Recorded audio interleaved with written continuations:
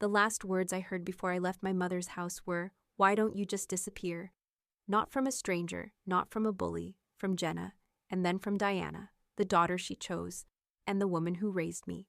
I didn't yell, I didn't cry, I just said, "Okay," and walked out like the ground wasn't splitting beneath me. They thought silence meant surrender, but I had already started collecting the receipts. You see when someone decides you don't belong in your own family. When they erase you from the walls, the documents, the dinner table. You learn real fast what your absence truly means. And mine. Well, let's just say it made more noise than they ever expected. Before we dive in, have you ever been made to feel invisible by the people who should have held you closest? Have you ever walked into a room and realized it wasn't meant for you anymore? Tell me in the comments, where are you listening from? Because if this story sounds like your story, you're not alone. And this is just the beginning. Sunday mornings in Asheville usually smelled like porch coffee and old magnolia. But that morning, something was off. I just finished 3 night shifts at the hospital, and like I always did, I stopped by Diana's house, my mother's house, for breakfast. Not because I was invited, just because that's what I'd always done. Out of habit, out of hope. The house looked the same from the outside. White railings, crooked wind chimes, a porch swing that creaked too easily. But when I stepped inside, it was like the air didn't want me there. I stood there holding my coffee with both hands, letting the humidity crawl up my arms. Everything was in place, the floral drapes, the sideboard, the heirloom rocker in the corner.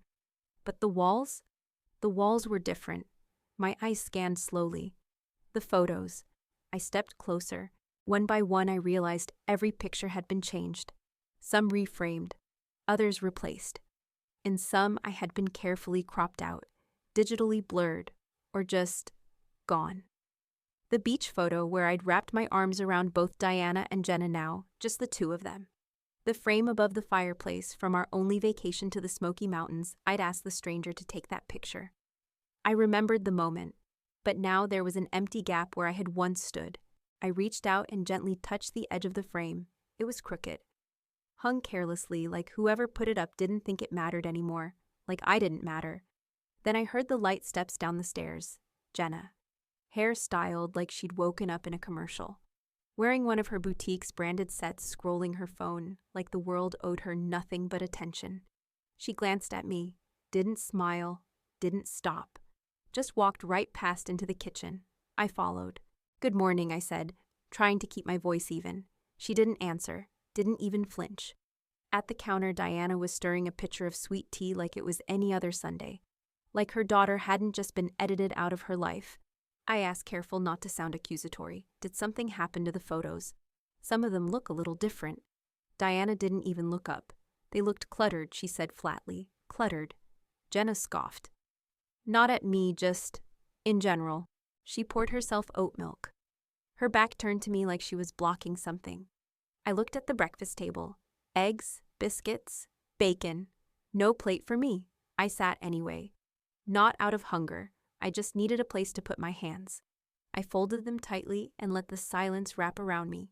It wasn't tense. It was worse. It was indifferent. I tried one more time. "If you want, I can look at the AC unit this week." I think it was rattling the last. "Why don't you just disappear?" Jenna said it without even lifting her head. It landed like a bottle hitting tile. Sharp, shattering, final. I blinked. And then came the second blow. Diana set her fork down, looked me straight in the eyes and said, "Maybe we'd all be better off if you did." Not angry, not loud, just certain. That was the moment. That was when I stopped pretending it was going to get better. I placed my coffee mug gently on the table, looked at both of them, and I said, "Okay, no drama, no shouting, just gravity shifting under my feet." Because I wasn't going to beg to be seen, not again. And definitely not by people who were already cropping me out. I climbed the stairs slowly. Each step sounded louder than it should have. Like the house wanted to remember me one last time. My old bedroom hadn't changed. Pink floral wallpaper, the dresser with the squeaky top drawer, the same college lamp with a cracked shade. All untouched. But it felt like a museum, like a life that had been paused when no one was watching. I opened the closet, pulled out my old weekender bag, and packed only what I needed: 2 outfits, charger, toothbrush. No emotion, no second guessing, just muscle memory. Jenna stood at the top of the stairs when I came down, arms folded, smirking like I was the last item being cleared from storage. Diana leaned in the doorway. "So you're leaving?" I didn't flinch. "I'm respecting what you said," I replied, hand on the doorknob. "You said you'd be better off, so I'm giving you that." They didn't argue, didn't stop me, didn't care. I stepped into the Savannah morning. The sun was sharp, the air warm, but I felt cold. I didn't cry in the car. I didn't call anyone, I just drove. No plan, no destination, only away. Eli's guest room was quiet when I arrived. He was already at work, but he'd left a note on the counter. "Mi casa es tu casa. Bagels in the fridge. Use the good butter." That night I lay awake staring at the ceiling fan. Sleep didn't come easy. I kept thinking maybe they'll call. Maybe Diana will text something like, "Sorry it got weird." Something. Anything. Morning came. No texts. I opened Instagram. First story on my feed nearly stole the air from my lungs. There she was, Jenna, wearing a silver sequin dress, raising a champagne glass surrounded by strangers. Diana stood in the background holding a tray of cupcakes, the kind she only made for special occasions. I tapped the corner. Timestamp last night. They threw her a party. On my birthday. No message, no mention. Just a celebration of my absence. I sat up slowly, legs dangling off the edge of Eli's guest bed. My voice was barely a whisper. When I said it out loud, I didn't even get a text. I wasn't forgotten. I was erased. With frosting. Later that morning, I toasted one of Eli's bagels, the way he knows I like them, light butter, no cream cheese. The small kindness hit harder than any insult Diana ever threw. I tried to open my laptop, maybe answer a few work emails, but my mind kept wandering to New Year's Eve 3 years ago. The first time they went on a cruise, just Diana and Jenna. "You don't mind watching the house, do you, baby?" Diana had asked. She handed me an envelope with some cash for cat food and pizza. I had nodded, smiled, said it was no problem. Because back then, I believed they needed a break. It became a tradition. Every winter holiday, every family weekend, I stayed behind.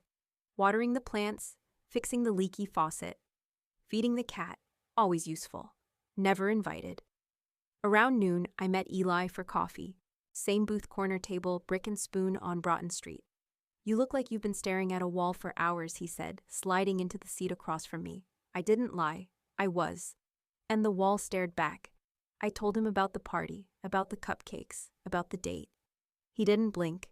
"You've been a damn doormat, Callie." I flinched. "It's not like that," I muttered. But I wasn't even convincing myself. He leaned forward. "Come on. You think all this is random, the trips, the photos, the birthday party you weren't at. They've been showing you who you are to them for years. You just weren't ready to believe it." I didn't have a comeback. I just stirred my coffee and listened to the clink of the spoon in the cup. It was the only sound that felt honest, because in that moment I realized it wasn't neglect. It wasn't forgetfulness. It was intentional. They wanted me gone, and they'd finally found a way to make it look polite. The next morning I got up before the sun. Didn't shower, didn't eat.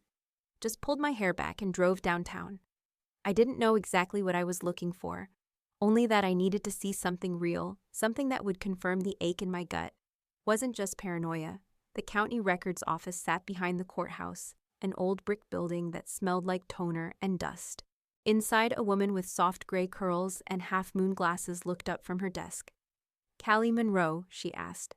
I nodded. "Looking for my father's will. Stephen Monroe. I need to see the last version on file." She gave me a long look but didn't ask why. Just typed into her computer, then disappeared into a back room. A few minutes later, she returned with a thin yellow folder. I recognized his handwriting instantly. Neat. Intentional. She laid the folder flat on the counter and opened it. There it was. His signature. My name, Callie L. Monroe. Primary beneficiary. I exhaled like I hadn't breathed in hours. But then, she flipped another page. "Looks like there was a recent amendment," she said, her tone changing slightly. Same signature. Same paper. But this time, my name was gone. Replaced. By Jenna. "Filed 2 years ago," the clerk explained gently. "Everything looks notarized and legal. 2 years ago." I remembered that time. It was when Diana insisted she didn't need me to come sign some updated medical paperwork. I had offered to come by, but she waved it off. My throat tightened. I left the office gripping copies of both versions, like they were pieces of me I needed to protect. I didn't cry, not yet, but I wasn't done. 15 minutes later, I pulled into the parking lot of the hospital where Diana was a patient on file. I walked straight to records. A young man behind the counter looked up as I approached. "Hi," I said, sliding over my ID. "I just need to check something. Am I still listed as the emergency contact on my mother's file, Diana Monroe?" He started typing. His expression didn't shift at first, but then he tilted his head, frowned slightly. "You're not listed," he said. I blinked. "What, I've been on that file since I was in nursing school." He turned the monitor so I could see. The update field read 4 months ago. Only 2 names appeared now, Diana and Jenna Monroe. "You were removed," he said softly. "I'm sorry," I nodded. Not because I understood, but because I didn't want to make a scene in a room where everyone already looked tired. Then before I could stop myself, I whispered, "But I'm her daughter." He looked away. I left with my hands empty, but my chest was full of something colder than grief, heavier than anger. Final. I didn't drive home. I didn't go back to Eli's. I turned the wheel without thinking. Back toward the house I told myself I'd never walk up to again. When I pulled into the driveway, the sun had dropped just enough to cast long shadows across the lawn. I didn't call. I didn't knock. Diana opened the door before I could even reach the bell. Maybe she'd been watching. Maybe she just knew I'd come back like I always did. "Callie," she said. Voice neutral. I handed her a printout from the hospital's system. My hand didn't shake. "Did you forget to tell me I don't exist anymore?" I asked. She glanced at the paper like it was a grocery list she didn't recognize. "You're over 30, she said. "Why would you still be on anything?" I didn't respond right away. I let the silence answer. Then I said it. "You're right. I shouldn't be." She opened her mouth again, but I turned before she could speak.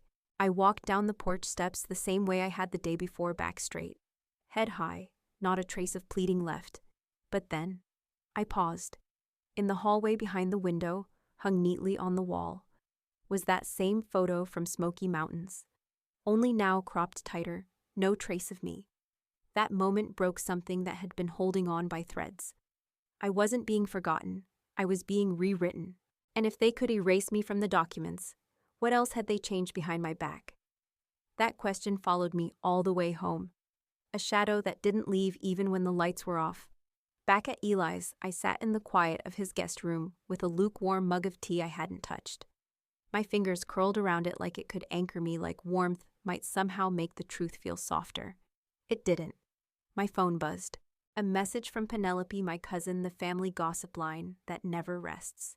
She'd forwarded a video, a local TV segment. I pressed play. There they were, Diana and Jenna. Side by side, dressed in pastel linen like Southern royalty, smiling with practiced ease. The banner read, "Mother-daughter duo, revitalize Monroe family property." At first, I didn't even recognize the house. The porch had been redone, magnolia wreaths, new paint. The roof looked expensive. Then came the gut punch. It was Grand Audra's house. The one Diana cried over, said the wiring was gutted. Said it would take a fortune to fix. I had believed her. I wired her $26,000 from my savings. No contract, no questions, just help. And now she was standing on local TV saying, "We just wanted to honor what came before." Family roots are everything. No mention of me, of the help, of the hands that held it together while they performed their version of history. I closed the video. My hands weren't shaking. They were still. Later that day, I drove past the boutique Thread and Willow. I hadn't meant to stop, but my foot eased off the gas when I saw the sign. Inside, the air was perfumed with lavender and varnished wood. Instrumental jazz floated softly. Everything gleamed. And near the register in a glass frame was Grand's quilt. Cream floral patches, hand-stitched edges worn soft by time. I froze. I had stored it in Diana's cedar chest for safekeeping. She promised she'd keep it safe until I had my own place. Below the frame, a plaque read, "Maternal Heirloom, circa 1960, from the Jenna Monroe collection." I nearly choked. A woman browsing nearby turned to Jenna and said, "This place just feels like a family hug." You must have come from strong women. And Jenna smiled without blinking. It's in my blood. I wanted to scream, but I didn't. I just kept walking past a door marked staff only slightly ajar. Inside the dimmer back room I saw it, centered beneath a skylight on a mannequin draped in ivory silk, my dress. The one my stepfather had commissioned for me, a custom design, a promise, a dream he whispered into my ear when I was 17. When it's your day, this is yours, no one else. Now a new tag dangled from the neckline, curated by Jenna, exclusive piece. I touched the hem, still soft, still mine, but in that moment I understood they hadn't just taken money, they'd taken memory, meaning, me. I left without a word, no scene, no confrontation, just the soft chime of the door behind me. That evening, Eli found me at the kitchen table, legal pad and handpen already moving. "What are you doing?" he asked. I didn't look up. "I'm drawing a map," I said, "of everything they stole. Dates, transfers, screenshot of emails, photo timestamps, receipts from the renovation, bank statements, Diana's text asking for a little help to get things moving, photos I took when the house still had mold on the baseboards." I was done asking, done pleading, done explaining. They wanted a legacy. I'd show them who built it, who patched the leaks, who paid for the damn porch. Legacies aren't inherited, they're claimed. And I was done pretending I didn't belong in mine. That night I opened a cloud folder, renamed it "If They Ever Try Again." Inside I uploaded everything, all of it. The photos, the emails, the invoices, the audio recording from the car, Vera's voice saying, "She still thinks she matters," and Jenna's, "It's easier when she's gone." They called me sensitive. I called it proof. I didn't want revenge, not yet, but I wanted to be ready. And next time they tried to erase me, I'd make sure the world knew who held the pen. I didn't plan to go, not really. The invitation never came to me directly. It was forwarded through Eli, passed along from a neighborhood email chain. Subject line, "Celebrating Legacy, the women who built Vera and Company." It was glossy, pink cursive, the kind of event that wrapped poison in pastel. I didn't RSVP. People like me don't get invited. We're just expected to take the hint and stay away. But that Sunday evening, I stood in front of the mirror, hair pulled back, navy dress I hadn't worn in 2 years, steady hands, no makeup to hide behind just the face they tried to forget. The McAllen event hall was draped in magnolia centerpieces and vintage china, gilded frames of Jenna's headshot propped on every corner. She stood at the podium, champagne flute in hand, glowing like she'd swallowed the spotlight.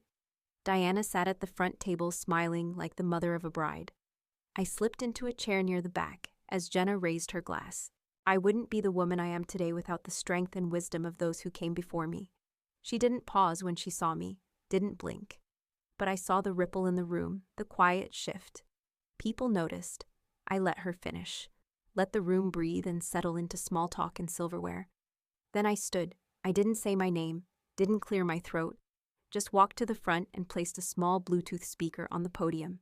"Before we raise another glass," I said, "I think it's time we heard from one more woman in this family." I pressed play.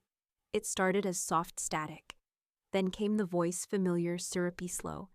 "She's always been so sensitive. Honestly, I think she still believes she matters to us." Then Jenna's laugh. Cruel, sharp. It's easier when she's not around. She just brings weight. The room froze. Forks paused. Chairs creaked with sudden stillness. One woman across the room put her champagne down slowly. Another lowered her phone, eyes narrowing. "This is out of context," Jenna said, already stepping forward, lips tight. I raised a hand. Context is what I came to provide. I pulled a cream-colored envelope from my bag and handed it to a woman seated at the donor table. She was from the city's local development council. Her name was on the event program. She opened it slowly, flipping through pages. Bank records, renovation invoices, text messages requesting funds, loan documentation with my name on every signature line. I turned back to the room. "This boutique," I said, "this brand, this dinner was built with my labor. My credit, my name." Gasps now. Soft murmurs. A man from the HOA whispered to someone beside him, "That's the nurse, the one who—" He trailed off. Jenna's face flushed. She knocked over her champagne. Glass hit the tile. Sharp. Jagged. "You're ruining everything," she hissed. "No," I said quietly. "I'm just stopping the lie before it goes any further." I tapped my phone again. The speaker replayed, "She clings to the past because she has no future." I looked at Diana. She didn't speak, just stared. And for the first time, I didn't feel like a child asking to be chosen. I felt like a witness delivering testimony. A woman 2 rows back stood and walked out, heels echoing across the floor like punctuation. Another whispered, "So that's what happened to the grant money." I didn't smile, didn't cry. I just stood in the quiet and let the truth hang heavy. One slow clap broke the silence, then another. It didn't swell, didn't turn into a movie moment. It was real, sharp, enough. I stepped down from the podium and walked to the back of the room. No one stopped me, no one turned the cameras away. This time the lens didn't follow Jenna. They followed me. Outside the air was cooler, the sun low behind the trees. Eli waited near the car. He didn't say a word, just opened the passenger door and let me breathe. I wasn't trembling. I wasn't breaking. I was whole. Finally. By the next morning, the ripple had become a wave. My phone buzzed with community notifications, HOA messages. A dozen emails I hadn't opened in years, suddenly alive again. Eli handed me coffee as I stood in the kitchen still wearing the navy dress from the night before. He didn't ask if I was okay. He just said, "Check your inbox." The first message was from the HOA board emergency session scheduled review of financial practices surrounding Vera and Company. I scrolled further. A neighbor had forwarded a photo of the posted agenda taped to the community center door. There it was, Topic 1, Heritage Brand Expansion. Use of Community Grant Funds. Presented by Diana Monroe and Jenna Monroe. I didn't smile. Not because it didn't matter, but because it did. By Saturday, I arrived early, but not first. The small hall was already half full. Folding chairs arranged in uneven rows. People buzzing in low murmurs, glancing over shoulders. The energy was different, charged, watchful. Jenna stood at the refreshment table pretending to laugh, checking her lipstick and her phone. Diana sat near the front, flipping through documents with clipped, sharp movements. I waited near the back. Didn't rush. Let them start.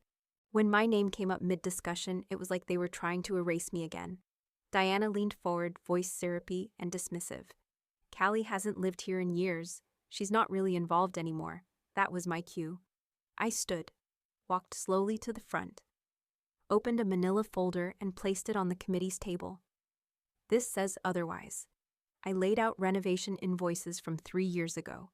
Signed by me, paid by me, emails with contractors, photos of the house when it was still half fallen, text exchanges with Diana asking for wiring money, screenshots of the bank transfer from my savings. One board member, glasses sliding down his nose, leaned in. "Can you confirm your name on these?" I nodded. "And one more thing." I tapped my phone again. The speaker hummed. Diana's voice. She's always so sensitive. Honestly, I think she still believes she matters to us, Jenna's. It's easier when she's not around. She brings weight. A long pause followed. Not the kind you fill with apologies, the kind you drown in. Gasps, side glances, phones pulled discreetly to record. Jenna stepped forward, her smile cracking. "This is being twisted. That audio, it's out of context." A woman in the second row shook her head. "No. It's exactly the context we needed." The room shifted again like air being sucked from a sealed jar. The board called for a recess. I stepped outside without being asked. Eli was waiting near the parking lot, one hand on my back. No words, just presence. Later that evening, I sat at his dining table. Papers spread before me like a map of the past. Every document, every invoice, every whisper they thought wouldn't echo laid out, labeled, and filed. I began drafting a formal complaint. Not to sue, not to burn it all down, just to preserve the truth. I didn't hit send. Instead, I slid everything into a clean envelope, wrote one sentence on the front: if they push again, they would. But this time, I'd be ready. The next day, a glossy photo of Jenna appeared on the boutique's Instagram. Caption: proud to expand Vera and Company, thanks to our cherished family legacy. I reposted it. Added one line, "Let's define legacy, shall we?" The comments lit up within the hour. Wasn't this funded by that nurse daughter? I remember seeing her at the opening. Wait, is she not part of the family anymore? I said nothing, just watched. Because the storm had arrived, and this time I wasn't the one drowning in it. I was the thunder. A week later, a plain white envelope arrived in my mailbox. No return address. Just the HOA seal stamped in quiet authority. Inside funding for Jenna's boutique expansion revoked. An investigation underway. Witnesses had come forward. The audio clip had made its rounds. I didn't gloat. Didn't forward it to anyone. I just placed it in the folder with the rest. The one labeled, "If they ever try again." Eli asked me that night why I didn't press charges. Why I hadn't sued. Why I hadn't burned them down to the bones. I stirred my tea slowly. I didn't want revenge, I said. I wanted the truth to stick, to stain, so it follows them everywhere they go. That afternoon, I walked up the stone path to Diana's porch one last time. I didn't ring the bell. I didn't wait. I left a small envelope near the door. Inside were 3 things. A copy of the original renovation invoice she once claimed had gotten lost in the shuffle. A printed transcript of the voicemail where she called me baggage.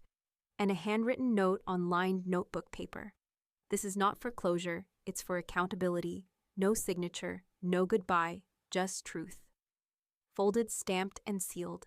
Back home, I placed the golden leaf napkin I'd bought at the farmer's market onto my kitchen table. Not for guests, not for a gathering. Just because I wanted something beautiful, on my table, in my home. Eli stopped by later with coffee. We didn't talk much, didn't need to. "It's quiet," he said at one point, breaking the silence gently. I looked at the napkin, at the way it caught the soft light. "That's how I know it's finally mine," I said. Because silence used to mean exile. Now it meant ownership. I thought about all the birthdays I house sat through, the pictures I wasn't in, the tables I set for people who never saved me a seat. But I also thought about the girl who still showed up, who held the camera, who stayed even when she wasn't welcome. And now she wasn't waiting for anyone to name her daughter. She was naming herself whole. Because sometimes the most powerful thing you can do is leave the frame and let them explain the gap they created. Weeks passed. No apology arrived. No late-night message from Diana. No carefully crafted excuse from Jenna. Just silence. But this time I didn't brace against it. I let it settle, like dust finally choosing to stay down. At the farmer's market, I passed a booth selling hand-stitched napkins again. The same golden leaf fold. The vendor smiled and said, "You were here last month." I nodded. I needed something that felt mine. She tilted her head. "Did it work?" I smiled. "Yeah, it did." Back home, I opened the drawer where I'd folded the napkin. Placed beside it was something new. A letter from the city's Small Business Council asking if I'd be open to mentoring first-generation entrepreneurs. I read it twice, then again. And then I said aloud just to hear it, "I'm not who they said I was. I never was." That night I wrote one last note. Not to Diana, not to Jenna, to myself.